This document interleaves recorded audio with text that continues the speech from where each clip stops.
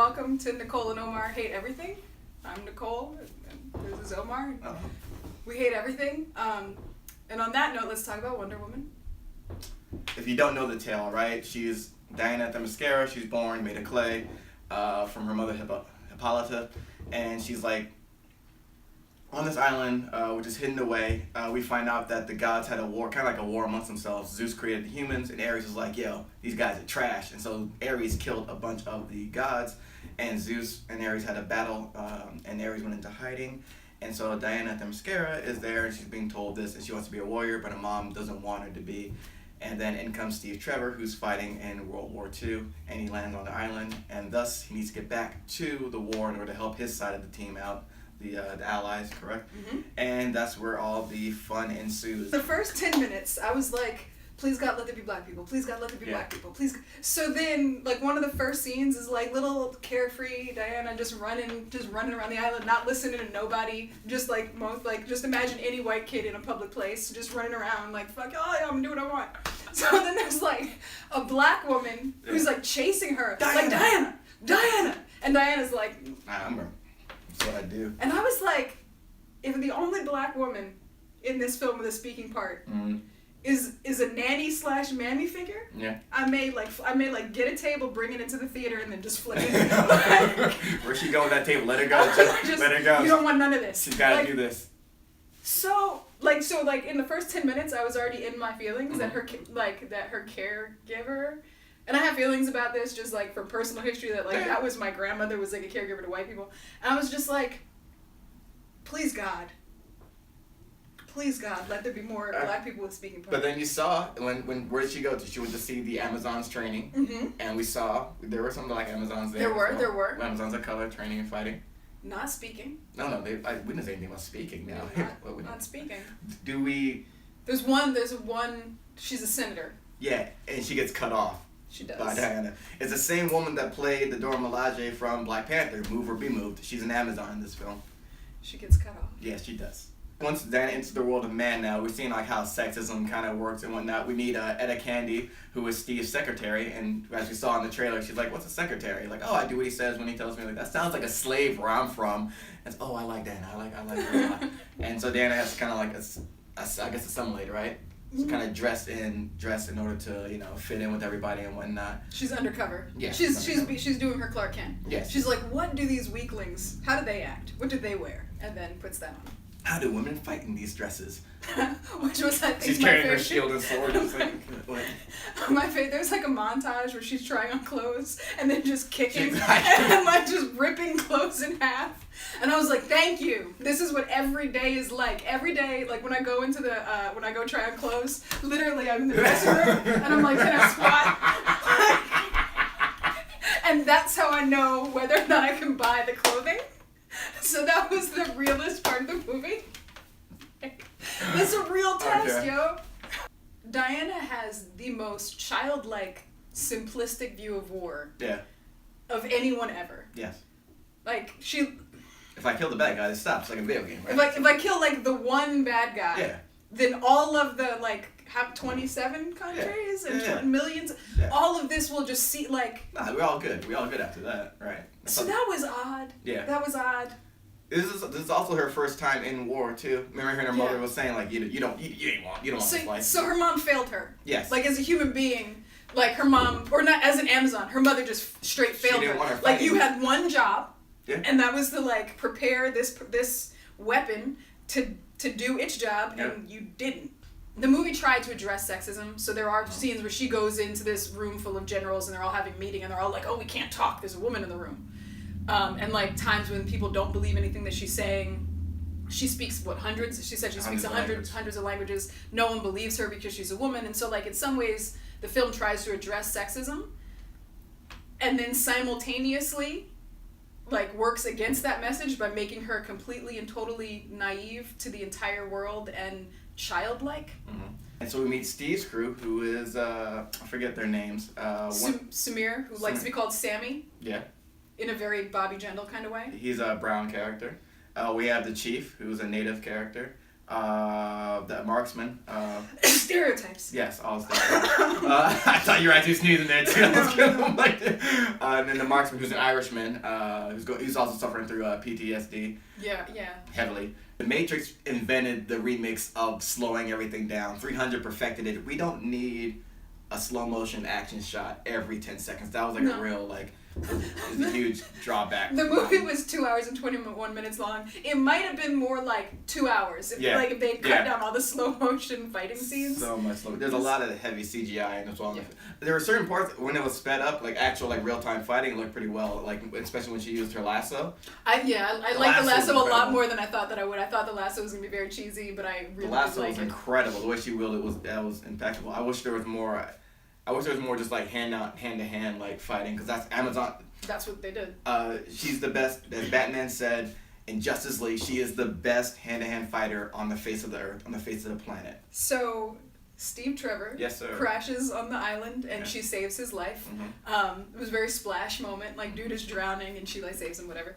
And then he fights by her side. Okay, cool. And then when they're leaving the island, after her mother is like, the world of men doesn't deserve you, they're on this boat. And then one of the best lines in the entire movie, and I'm going to butcher it because I don't remember exactly, when Steve Trevor is low-key trying to figure out what she knows about sex, because he knows that she's never seen a man before. And she's like, oh, I know about the pleasures of the body. And he's like, oh, what now? And she's like, yes, I've read all 12 volumes of blah, blah, blah's treatises on pleasure. And he's like, oh, you read a book of theory? And she's like, yes. And he's like, so how did that turn out? And she's like... Although necessary for reproduction, the men are utterly useless for the pleasure of women. I was like... And he's like... I see no lies. And then he say, I still want to read it? He was like, I still read it. If there was a rom-com set in a war, that's what... that's what at least 50% of this movie would be. It's the kooky story of Diana and Steve getting together. Also, people are being massacred using poisonous gas. Yep. Okay, it's there was just, I was like, I'm not sure how to feel about it. The final fight scene between Wonder Woman and Ares, son, it's okay to make a bad movie. I just want to state that it's okay to make a bad movie. I was with, there's certain things you can forgive for me, 60% of the movie, I can forgive a lot. 7% I can forgive a lot.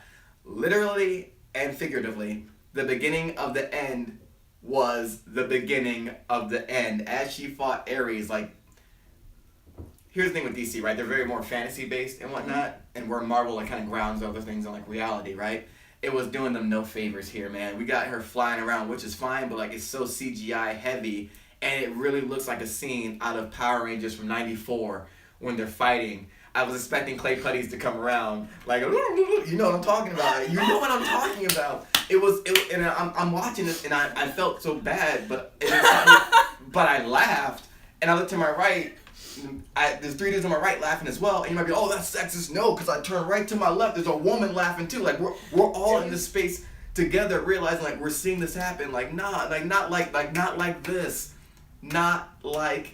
this, man. It was real. It was, and also having her said that line as well earlier too, when she thought she eliminated Ares and she hadn't. And then she sees that people are still fighting, and Steve's like, well, maybe it's just us. Maybe that's just how people are. Some men are bad, some men are good, for their own reasons and whatnot. And you just have to believe in, the good and, overcome the bad. She's like, they were right. You don't deserve me. Really? Hold the fuck up now. Who the fuck is you? Be you could have stayed on. Okay. But also she's like, the ultimate thing that, it comes down to is that, love will save the day? Yes. That. So no, it won't. Yeah. It won't.